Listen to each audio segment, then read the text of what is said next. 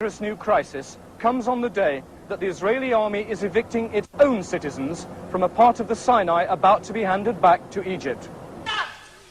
The Israeli government had appealed to the protesters to leave the Sinai coastal town of Yamit peacefully. There was never any hope of that. These people, 2,000 of them, have been squatting here for months, sworn to resist the handover of the area to Egypt. Battle began the moment the troops formed up.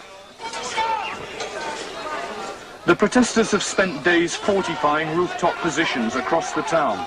The order to begin what's called Operation Red Dove was only given once the Israeli cabinet decided to go ahead with the withdrawal on time next Sunday.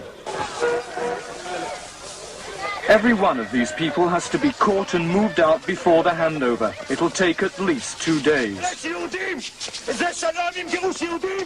The people here have become even more bitter in the last 24 hours when they learnt the incredible news that this town, that once had a 5,000 population, is to be wiped off the face of the earth as though it never existed, ploughed into the sand. There's no deal for Egypt to buy it. So the troops came under attack from every quarter. Firefighting soldiers who thought they were safe in suspended cages were not.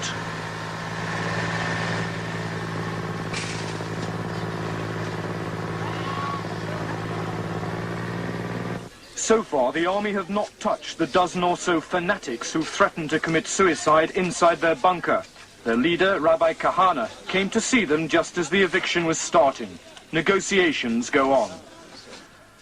The soldiers, there are over 20,000 in all, have been split up into small groups, each led by an officer at least of the rank of lieutenant colonel. The government is anxious that in this battle between Jew and Jew, no blood should be spilt.